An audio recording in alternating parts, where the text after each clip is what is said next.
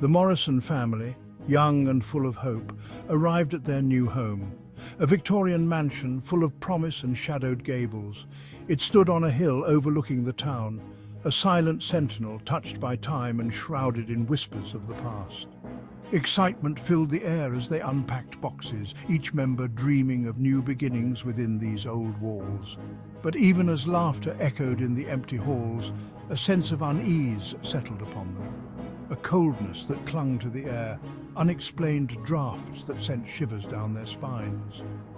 The house, it seemed, had a presence, a silent observer watching their every move.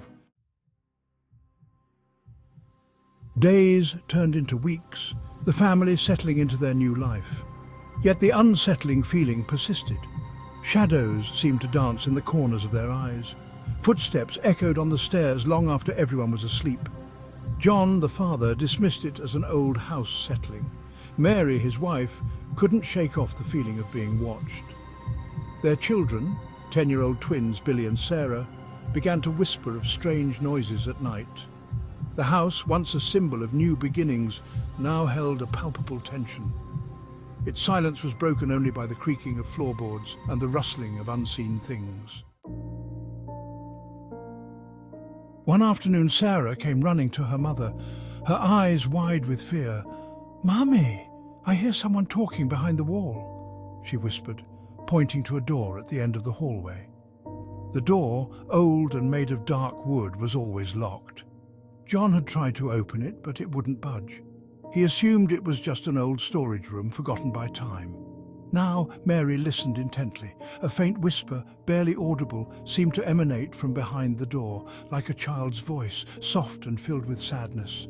Fear, cold and sharp, pierced Mary's heart. This was not the sound of the house settling.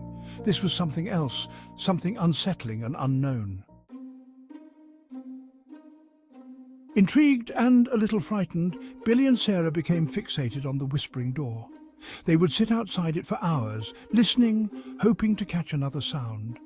"Do you think someone is trapped in there?" Sarah asked one day, her eyes wide with worry. Billy, always the brave one, shook his head. "Maybe it's just the wind," he said, though his voice lacked conviction.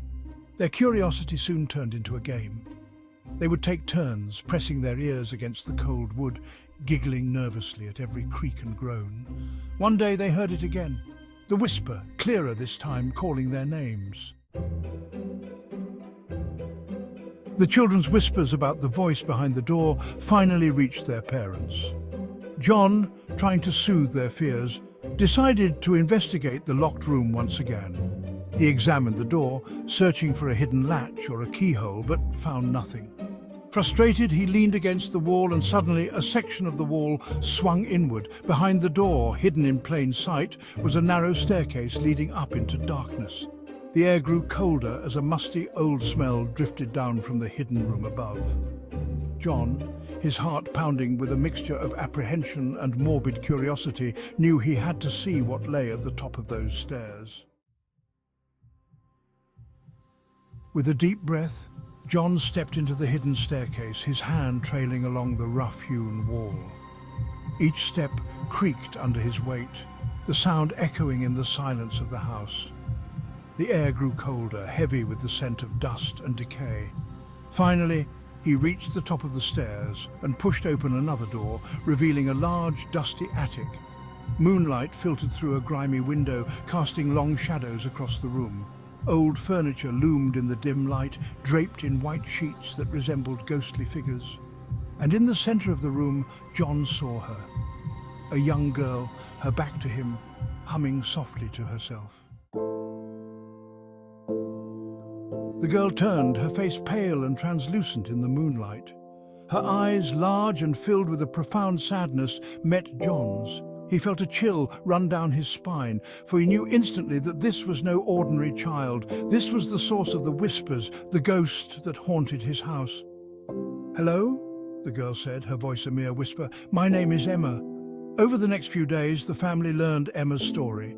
She was a young girl who had lived in the house a century ago, tragically losing her life in a fall down the same hidden staircase.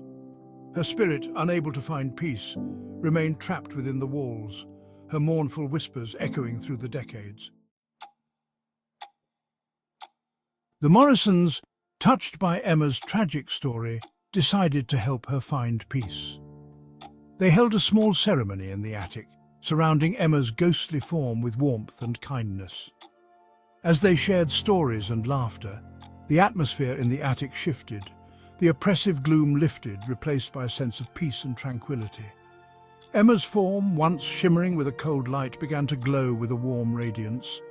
"Thank you," Emma whispered, her voice filled with gratitude. "I can finally rest now." And with that she faded away, a gentle breeze extinguishing a candle. The whispers ceased, the house fell silent, and the Morrison family knew that Emma was finally free. They continued to live in the old Victorian house, but the fear was gone, replaced by a sense of peace and the lingering memory of a little girl named Emma.